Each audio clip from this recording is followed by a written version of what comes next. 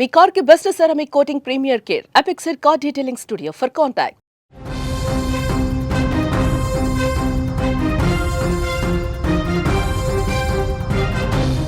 నేటి యువతలో సహనం నశిస్తోంది. క్షణికావేశం విచక్షణను మింగేస్తోంది. పక్కవారితో పోల్చుకోవటం, స్నేహితుల ముందు గొప్పగా కనిపించాలనే తాపత్రయం ఎక్కువగా కనిపిస్తోంది నేటి యువతలో. వారిని కుటుంబానికి దూరం చేస్తోంది అలాంటి ఆలోచనలు పెట్టుకుని. తల్లిదండ్రుల ఆర్థిక స్తోమత ఏంటి, వారి కష్టం ఏంటి, ఇవేమీ అర్థం చేసుకోవట్లే యువత. వాళ్ళు తీసుకుంటున్నటువంటి కొన్ని నిర్ణయాలు ఎంత అనాలోచితంగా ఉన్నాయంటే నిండు కుటుంబాల్లో విషాదం కనిపిస్తుందండి. కోరిన కోరిక తీర్చలేదని, అడిగిన వస్తువు కొనివ్వలేదని ప్రాణాలు తీసుకోవటం ప్రస్తుత సమాజంలో చాలా ఆందోళన రేపుతున్నటువంటి విషయం. నిర్మల్ జిల్లాలో జరిగిన ఓ ఘటన కంటతడి పెట్టిస్తుందండి. ఖానాపూర్ మండలం కొమ్ముతండాలో విషాదకరమైన ఘటన ఇది. ఆ గ్రామంలో ఉన్నటువంటి బుక్య వెంకటేష్ అనే యువకుడు కొద్ది రోజులుగా బైక్ కావాలని చెప్పి అడుగుతున్నాడు తండ్రిని. ఆర్థిక ఇబ్బందుల వల్ల లేదంటే ఇతర కారణాల వల్ల తండ్రి వెంటనే బైకు కొనివ్వలేదు. తల్లిదండ్రులు చెప్తూ ఉంటారు పిల్లలకి, ఇప్పుడు బైకు కొనడానికి మా దగ్గర డబ్బులు లేవు, నీకు సరే డబ్బులు వచ్చాక తీసుకుందు కానీ కొన్ని రోజులు ఓపిక పట్టరా నాయన అని చెప్పి అంటూ ఉంటారుగా. కానీ అంత ఓపిక కూడా, అంత సహనం కూడా ఈరోజు యువత ఉండట్లా. దీనివల్ల ఎలాంటి పనులు చేస్తూ ఉన్నారు? బలవన్మరణాలకు పాల్పడతా ఉన్నారు. బైకు కొనివ్వలేదని, నేను చెప్పింది ఇంట్లో వాళ్ళు వినటం లేదని వాళ్ళు ప్రాణాలు తీసుకున్నటువంటి పరిస్థితి ఉంది.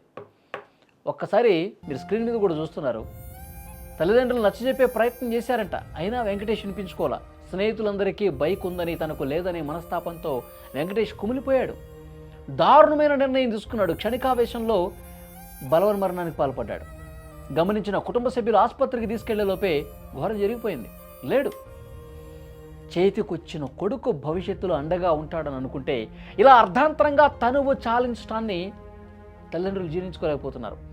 బైక్ కోసం ప్రాణం తీసుకుంటావా నాయనా? నువ్వు అసలు బైకు కావాలంటే ఒక నెల రోజులు ఆగితే ఇప్పించేవాళ్ళం కదా. నీకు ఇప్పటికిప్పుడు బైక్ కావాలంటే డబ్బులు లేకనే కదా, వద్దురానైనా నేను చెప్పాను కదా. అయినా వినిపించుకోకుండా తను ప్రాణాలు తీసుకోవటం ఏంటని చెప్పి గుండెలు బాదుకుంటూ చేతికి అందించిన కొడుకు ఈ విధంగా బలవన్మరణం చేసుకుంటాడని చెప్పి వాళ్ళు అస్సలు ఊహించలా. ఆ తండ్రి చూడండి ఎంత రోధిస్తున్నాడు, చూడండి ఎంత బాధపడతా ఉన్నాడు చూడండి.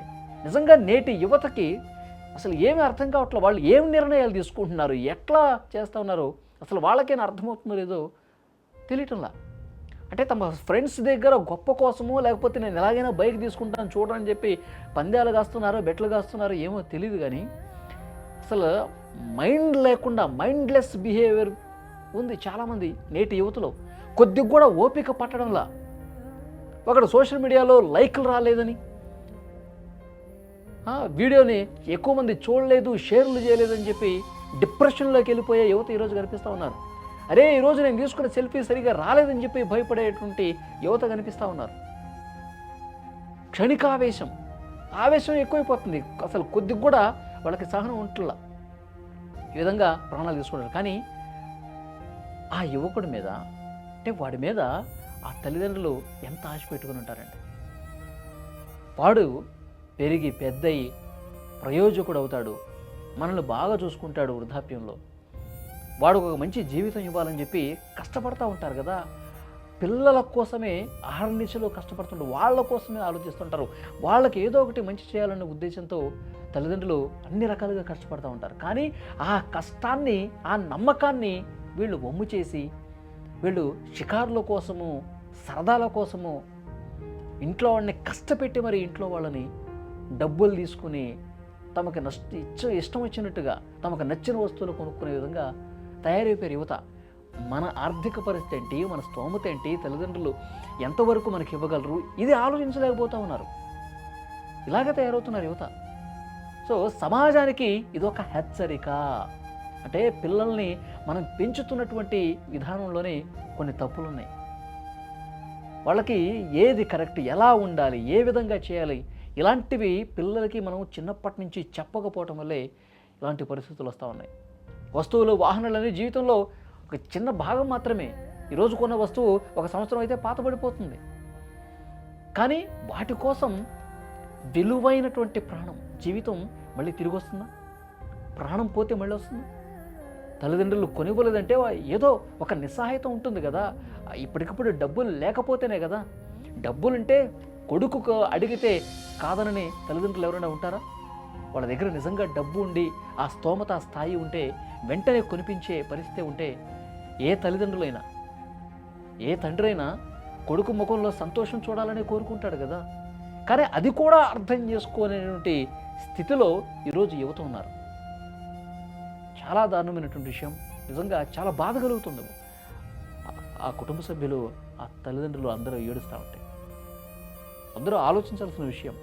యువత ముఖ్యంగా వాళ్ళు చేసే పని కరెక్టా కాదని చెప్పి 1-2 సార్లు మీరు ఆలోచన చేసుకోండి. విలువైన ప్రాణాలు తీసుకుంటే మళ్ళీ రావు. డబ్బులు ఈరోజు ఉంటే రేపు పోతాయి. మళ్ళీ డబ్బులు సంపాదించుకున్నప్పుడు మనకు ఇష్టమైనటువంటి వస్తువు మనం కొనుక్కోవచ్చు. కానీ ప్రేమించలేదనో, లేకపోతే ఇంట్లో వాళ్ళు ఒక వస్తువు కొనివ్వలేదనో, లేకపోతే పరీక్షలో ఫెయిల్ అయ్యామనో, ఇవన్నీ చిన్న చిన్న విషయాలు. చిన్న చిన్న విషయాల కోసం జీవితాలు తీసుకోవద్దు, ప్రాణాలు తీసుకోవద్దు. ఈరోజు క్షణికావేశంలో తీసుకున్నటువంటి నిర్ణయం ఒక్కసారి మనం ఆలోచిస్తే కనుక, అరే నేను ఆ రోజు నిజంగా బలవన్మరణం చేసుకుని ఉంటే, ప్రాణాలు తీసుకొని ఉంటే చాలా పెద్ద తప్పు చేసి ఉండేవాడిని కదా అని అనిపిస్తుంది మీకు. సో డెఫినెట్గా యువత అందరూ కూడా ఒకసారి ఆలోచించాలి. డెఫినెట్గా ఆలోచనతో, విజ్ఞతతో వ్యవహరించాల్సినటువంటి అవసరం ఉంది. నిజంగా ఇది ఒక పాఠం లాంటిది. తల్లిదండ్రులు బాధ చూడండి, ఒకసారి గుండె తరుక్కుపోతుంది. వాళ్ళ బంధువులు, కుటుంబ సభ్యులే కాదు, ఇరుగు పొరుగు వాళ్ళందరూ, ఆ గ్రామం మొత్తం కూడా ఇలాంటి పని చేశాడంటే, తల్లిదండ్రులకి ఇంత బాధ మిగిల్చి వెళ్ళిపోయాడంటే అని బాధపడతాం.